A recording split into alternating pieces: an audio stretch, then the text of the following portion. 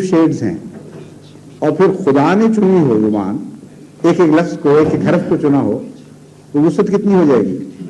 اب اگر ایک ہی کو ترجمہ کر کے پیش کرے تو بڑا ظلم ہے، کیونکہ وہ یہ ظاہر کر رہا ہے کہ گویا میں نے قرآن کریم اسی طرح پیش کر دیا، یہی قرآن ہے۔ غلط ترجمے بھی کر سکتا ہے، اپنے استنباط بھی جو منسوخ کر سکتا ہے۔ اس لیے جماعت احمدیہ کا تو مسلک یہ ہے کہ عربی ساتھ ہونی لازمی ہے، تاکہ ہر انسان کو یہ حق حاصل ہو کہ جہاں بھی کوئی ترجمہ ہوا ہے وہاں اصل لفظ دیکھے اور پھر ڈکشنری کی مدد سے یا علماء کی مدد سے چیک کر سکے کہ یہ یہاں درست ہے کہ نہیں۔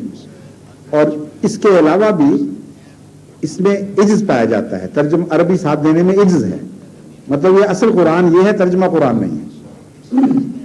بغیر قرآن کے ترجمے میں تو یہ گویا کہ تکبر آ جائے گا کہ یہ دیکھ لو قرآن ہم نے پیش کر دیا، مگر قرآن کے ساتھ اگر عربی ہو اور عربی کے ساتھ اگر ترجمہ ہو تو انکساری ہے اس میں کہ قرآن تو یہ ہے، ہمارے نزدیک اس قرآن کا یہ مطلب ہے۔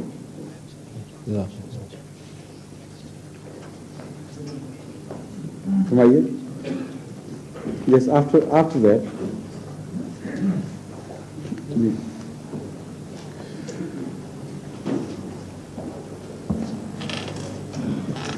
السلام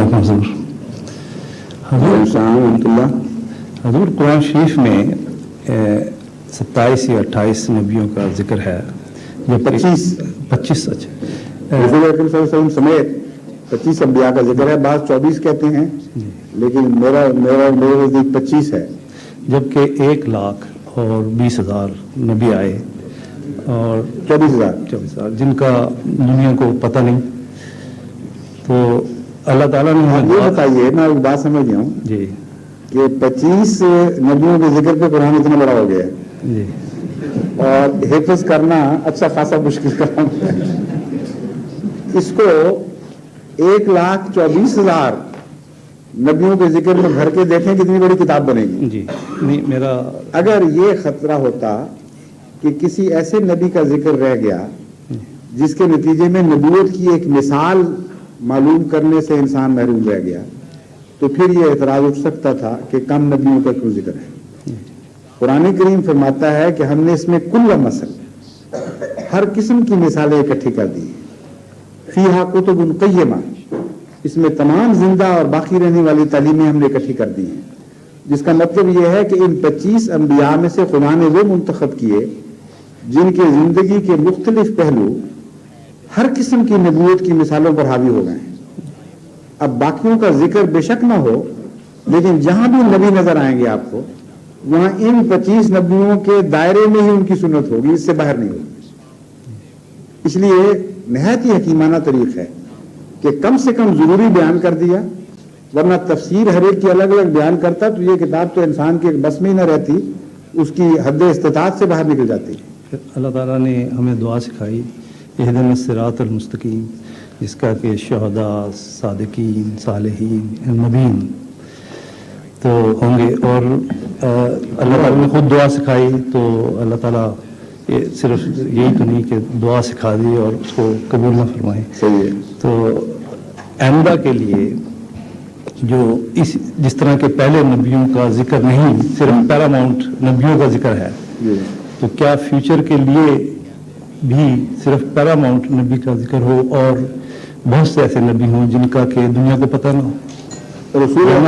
رسول اکرم صلی اللہ علیہ وآلہ وسلم نے ایک حدیث میں اس مضمون کو پہلی روشنی ڈال دی ہے، جس سے امت محمدیہ کا عظیم الشان مقام بھی ظاہر ہو جاتا ہے اور اس طرح یہی پتہ چل جاتا ہے کہ کس کا ذکر ہے کس کا نہیں ہے۔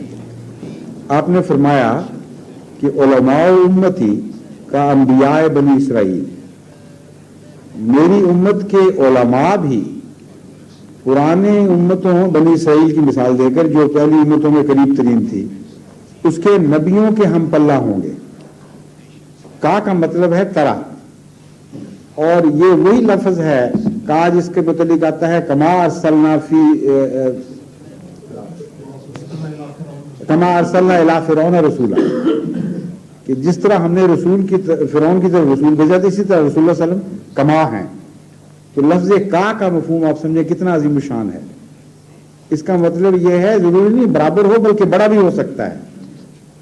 تو فرعون کی طرف آنے والے رسول کی طرح کہہ کر آپ کا مقام گھٹایا نہیں، بلکہ یہ بتایا کہ بنیادی اصولی طور پر ویسا ہی ہے لیکن اس سے بڑا بھی ہے۔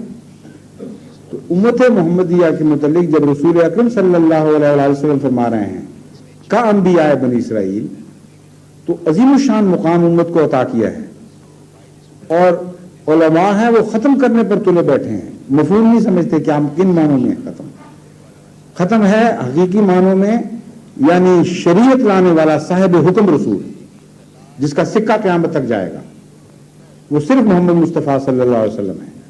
لیکن آپ کے اسوہ کی پیروی میں درجہ بدرجہ ایسے مقامات پانے والا جیسے گزشتہ زمانے میں بنی اسرائیل کے انبیاء کو ملے تھے، ایسے آتے رہے ہیں، آتے رہیں گے، اور کوئی ان کو روک نہیں سکتا۔ تو وہ بات تو پوری ہو گئی۔ اس کے بعد اگر نام لے کر نہیں ذکر کیا رسول اکرم صلی اللہ علیہ وسلم نے کسی کا، تو جس کا آپ نے نام لے کر ذکر نہیں کیا اس پر نام لے کر ایمان لانا ضروری نہیں، جس کا آپ نے نام لے کر ضرور ذکر کیا اس پر نام لے کر ایمان لانا ضروری ہو گیا۔ اسی لیے قرآن کریم کے سے آپ کو بات سمجھ آ جائے گی، جن کے نام لیے ان پر نام لے کر ایمان لانا ضروری، جن کے نام نہیں لیے ان پر بال جملہ ہم ایمان لاتے ہوں گے، لیکن فردن فردن ایمان لانا ضروری نہیں ہے نا کسی پر۔ وہی شکل ہے امت محمدیہ کی۔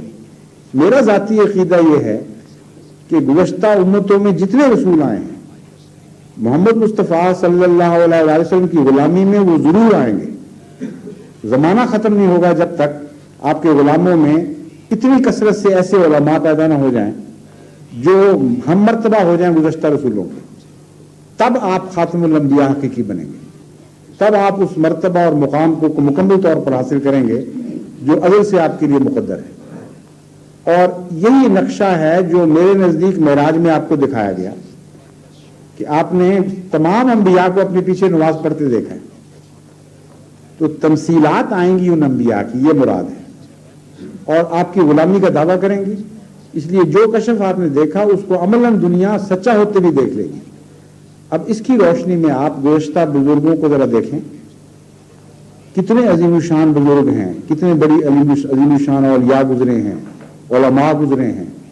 امام بخاری ہیں، امام مسلم ہیں، یہ ایک رنگ کے علماء ہیں۔ امام ابو حنیفہ ہیں، امام شافعی، امام مالک، یہ ایک دوسرے رنگ کے علماء ہیں۔ ابن عربی ہیں جو مغرب کے افق پہ ابھرے ہیں، اور اسی طرح حضرت شاہ ولی اللہ محدث دہلوی ہیں، حضرت شیخ عبد القادر جیلانی ہیں۔ کوئی شخص تقوی اور دیانتداری سے ان کی زندگی کے حالات پڑھے اور گزشتہ انبیاء بنی اسرائیل کے حالات پڑھ کے مقابلہ کر کے دیکھ لے، اس کا دل خود بتا دے گا کہ کس کا مرتبہ کیا ہے۔ پتہ نہیں کیوں امت محمدیہ کے کم کرنے کے پیچھے پڑ گئے۔ حضرت مسیح موعود علیہ السلام نے ہمیں جو تعلیم دی ہے وہ بالکل وہی ہے جو قرآن اور حدیث کے مطابق ہونی چاہیے۔ آپ نے فرمایا ہم ہوئے خیر امم، تجھ سے ہی ہے خیر رسول، تیرے بڑھنے سے قدم آگے بڑھایا ہم نے کہ اے محمد مصطفیٰ صلی اللہ علیہ وسلم، تجھ بے شمار رحمتیں ہوں، ہم جو ساری امتوں سے افضل ہوئے اس لیے کہ تو سب نبیوں سے افضل تھا، تو آگے بڑھا تو امت آگے بڑھی تیرے پیچھے۔ آگے بڑھانے کی بجائے پیچھے ہٹانے والے سارے نظریے میرے نزدیک غیر اسلامی ہیں۔ مفہوم نہیں سمجھتے، جذباتی طور پر ایک غلط تصور باندھ کر لوگ اعتراض شروع